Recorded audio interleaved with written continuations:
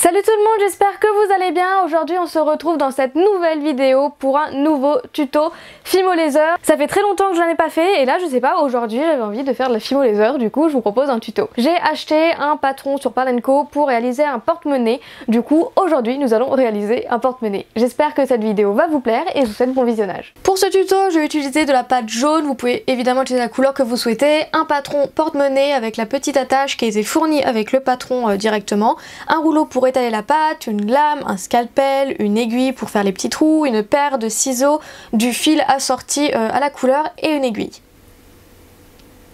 Donc je vais commencer par prendre mon pain de Fimo jaune. Vous prenez les couleurs que vous souhaitez bien évidemment et je vais venir l'étaler déjà au rouleau et après je vais le passer à la pasta machine parce que c'est plus rapide. Alors il faut que l'épaisseur de la plaque soit inférieure à 1 mm. Voilà, c'est 1 mm grand max, sinon vous allez avoir un problème pour mettre la tâche. Donc voilà, il faut faire quand même une plaque assez fine. Là vous voyez que le haut, il manque de la pâte, du coup je viens enlever du surplus sur les côtés que je viens rajouter en haut après. Donc voilà, là je coupe des parties.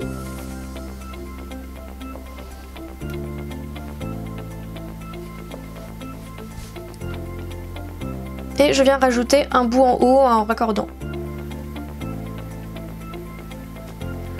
Voilà, j'enlève le petit excédent. Donc c'est un patron assez grand quand même. Donc il faut prévoir pas mal de pâtes. Moi j'ai pris le pain en entier. Et voilà, je viens raccorder aussi au rouleau.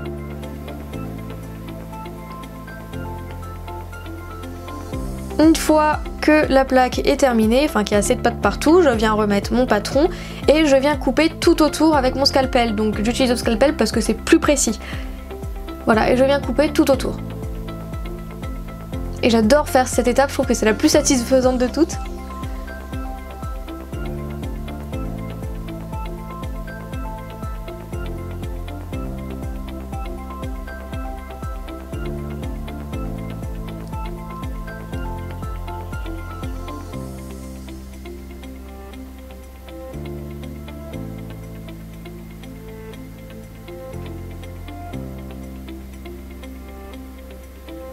Voilà, j'enlève tout l'excédent, pareil. Et après, je vais aussi enlever toute la pâte qu'il y a dans les trous. Donc pour les gros, j'y vais directement au scalpel. C'est plus simple.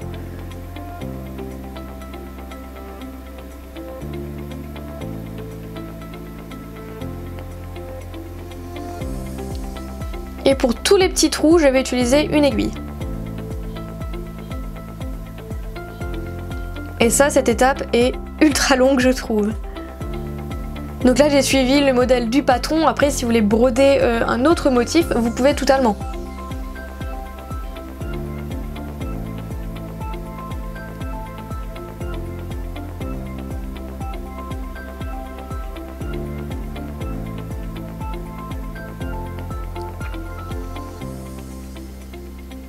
Et une fois terminé, on enlève le patron.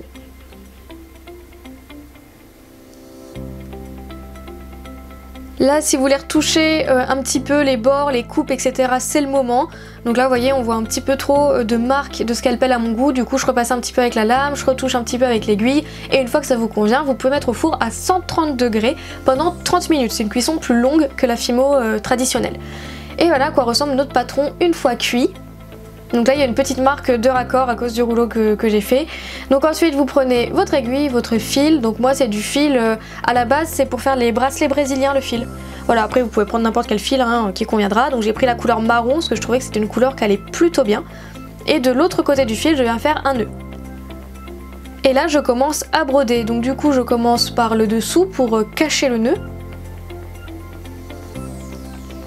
Donc honnêtement, je suis pas du tout professionnelle, très loin de là, en broderie, donc j'aurais pas trop de conseils à vous donner. Je me suis repris plusieurs fois et quelques fois je me suis trompée, du coup j'ai refait. Donc voilà, juste prenez votre temps, regardez où vous souhaitez mettre votre fil. Mais en tout cas j'adore cette étape aussi, je trouve ça trop bien à faire et je trouve que ça détend.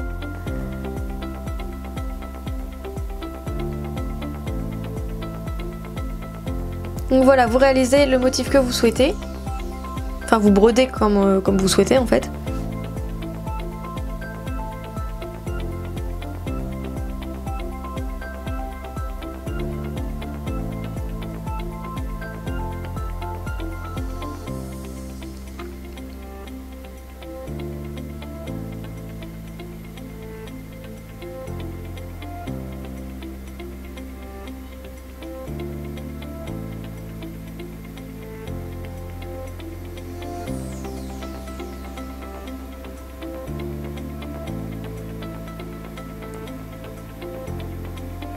Voilà, et une fois que ça vous convient, évidemment, vous faites un nœud. Donc vous voyez, moi je passe sous la broderie que j'ai déjà réalisée. Donc je passe déjà sous des fils pour être sûr que ça tienne. Et vous coupez l'excédent. Et puis après, vous faites aussi les motifs à l'intérieur, enfin à l'intérieur, de l'autre côté.